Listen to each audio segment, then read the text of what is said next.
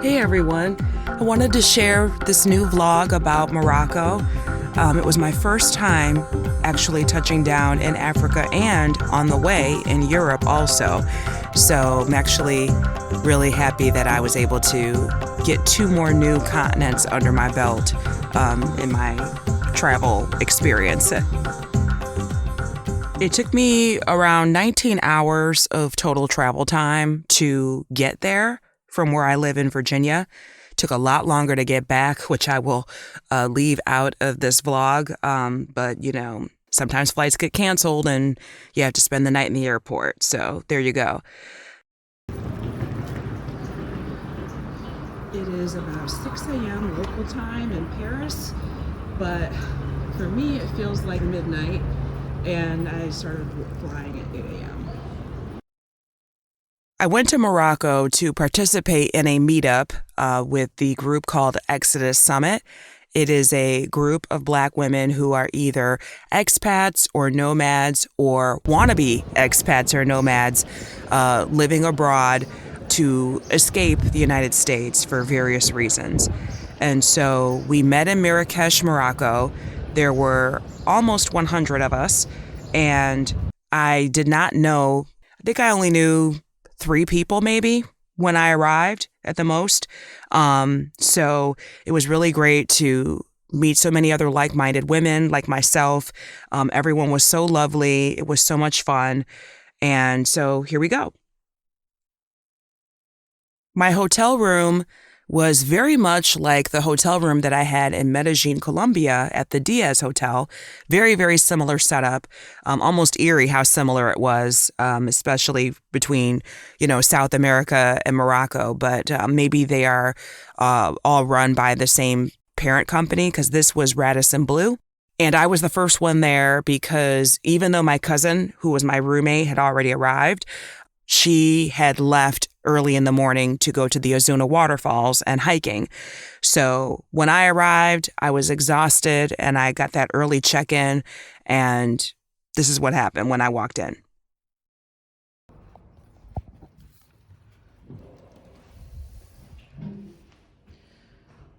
Okay, you guys, it is about 11 o'clock local time, but for me, it's 6 a.m.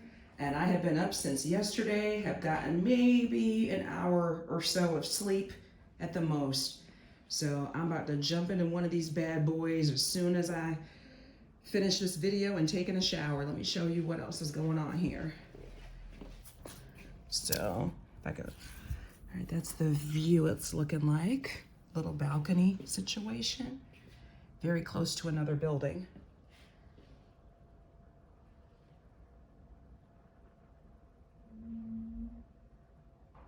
And then my favorite thing to look at always, bathroom and, okay. Oh, so I thought this was a closet, y'all. This is the toilet, but only the toilet. There is no shower in here, so it must be in here. Boom. Very odd to have a bathroom here, a shower here, and then like you have to just come right out and be in this room with possibly another person. Why is it not all enclosed? I don't know. When I went to Colombia, the first time I went to Medellin, when we went to the hotel, it was very, very similar setup, but the bathroom stuff was all together. Now, when I arrived, as I do in every country, when I want to get the local currency, I just go to the ATM. I use either my Schwab account or my USAA account, because in both of those cases, any kind of ATM fees that I might be assessed in that country will be reimbursed back to me. And I also will not be charged any international or foreign transaction fees from those 2 banks. So check with your bank if you don't use USAA or Schwab.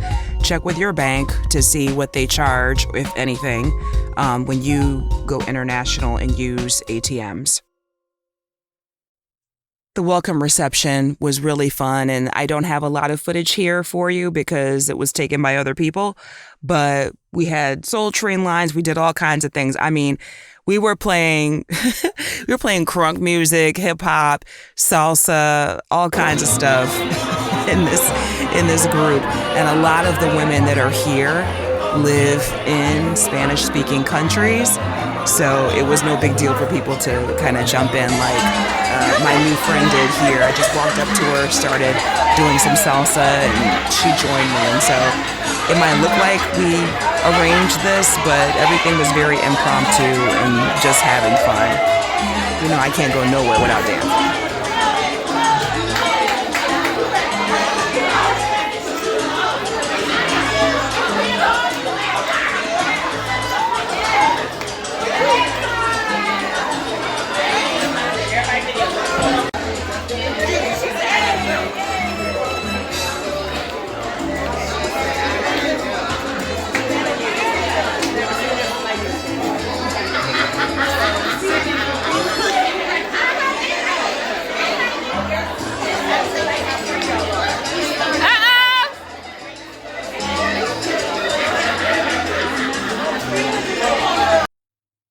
There were many other excursions that I could have chosen to take part in, but I only did a few.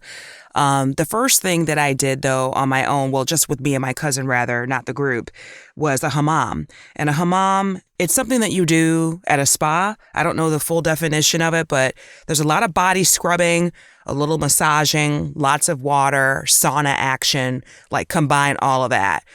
So we went into a sauna. Both of us went in together. So there were 2 benches. We laid on the benches. There was this lady that hosed us down with warm water. We were in a sauna, so we were warm and all that was happening at the same time. She scrubbed us. She massaged us. She did all the things.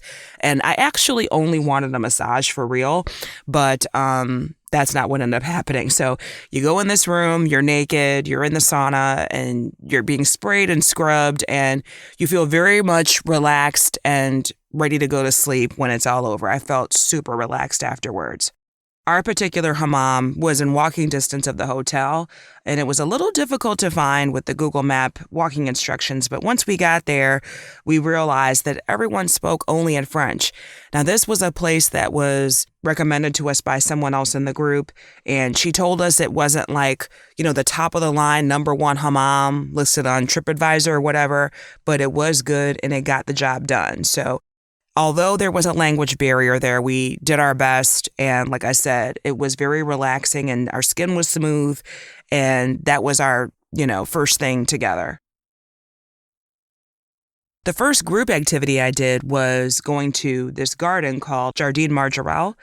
And there were long lines to get into this garden. I don't know why, but I didn't do a lot of research about all these places beforehand. This was something that was set up for us. So that's how we started our city tour that day at this garden. And so I've got some pictures of myself here. And then we ended up going to a mosque, a palace, a pharmacy, Souk's, full day of that city tour. Now, I may not be pronouncing this correctly, but Jemaa is a mosque where the tour guide took us and explained the significance of that building in that area. And we were able to see it from multiple points during the day.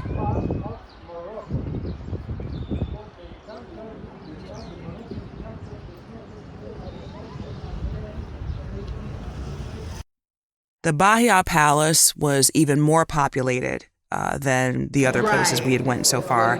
And wow, the main thing I would say about when you go to this location is look up. Wherever you go, you're looking around, but look up. The intricacies that the people used when creating each of these tiny pieces and putting them together to create these glorious works of art and architecture is really astounding. One of these photos, I'm cracking up because I'm pretending that I'm coming out into the window of this palace, like as if I really lived there with tons of other people. And I'm like, Deontavius, get over here. Just trying to be funny, just being silly.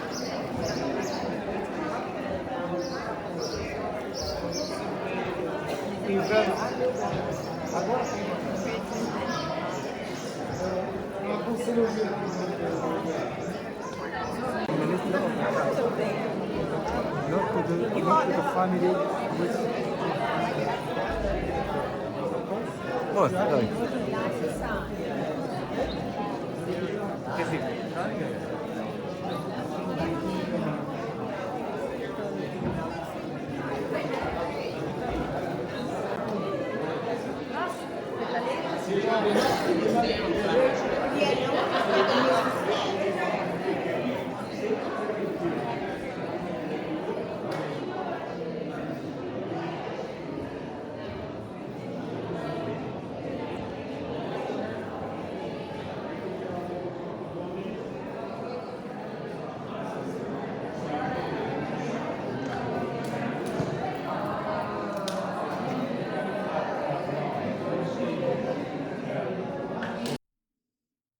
At the pharmacy, we were very much entertained during this presentation.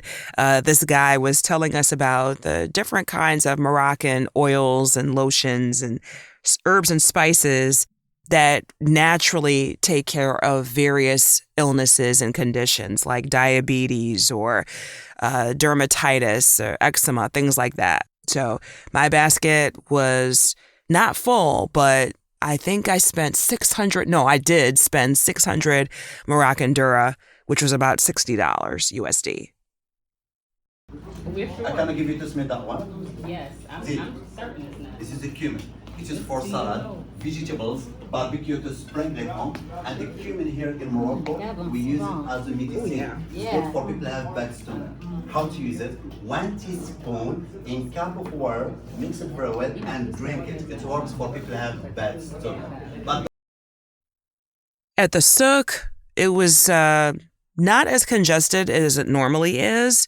I believe there were Ramadan activities happening with people in the home during the time we were walking around for the most part. But these alleys are very tight, and there were no shortage of motorcycles zipping up and down these places. And I was told that they do that even when it's full of people. I don't even think my nerves could handle it.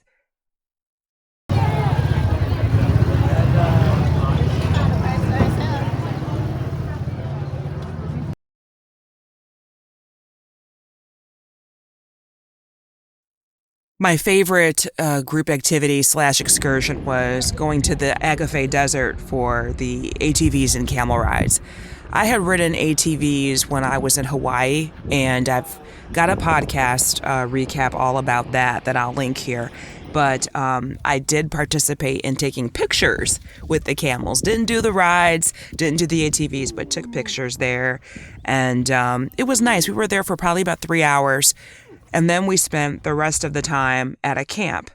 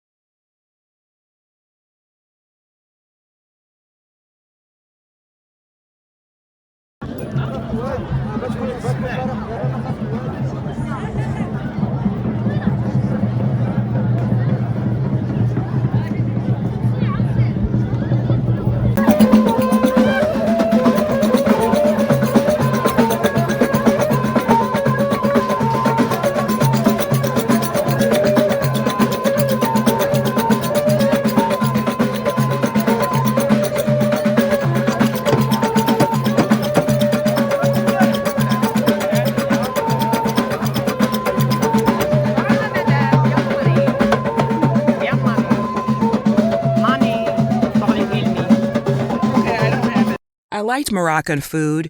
I ended up starting off at Quick, which was this quick fast food place, because when I arrived, I was jet lagged and tired. And when I woke up, I wasn't in the mood to try to like figure anything out. So I just walked outside the hotel, went across the street, and it was, those were the food options that I chose from. This bowl here was my lunch during the city tour, and it was comprised of various kinds of fish, cheese, and potatoes. It was delicious, and it was very thick and filling. I actually didn't think that I would finish much more than the eat inside of what you see here, but I did put the whole thing away. Afterwards, we walked to another side of the restaurant where there was this like kind of open banquet area. And then after that, I went out onto the balcony to the street. Look at our photographer. I know. Look at shoes. Come if you want to join. Come if you are welcome. Come. No. We're good. Maybe you need to walk.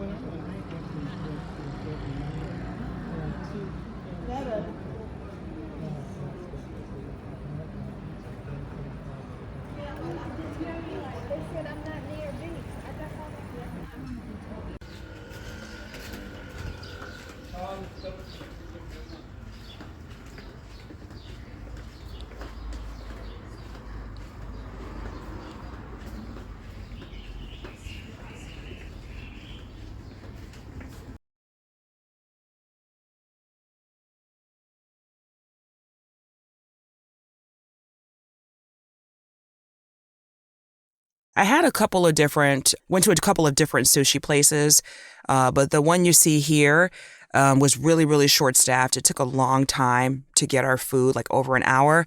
But when we did, it was amazing. I think I put away it was called a crazy roll, what I had, and I put it away like within 5 minutes. It was 95 dirham.